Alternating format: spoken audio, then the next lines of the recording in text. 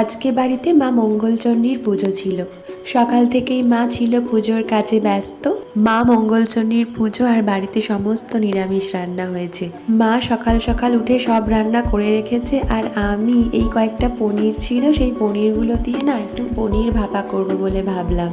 তো আমার কাছে যা ইনগ্রেডিয়েন্টস ছিল তাই দিয়েই আমি এটা বানিয়েছি।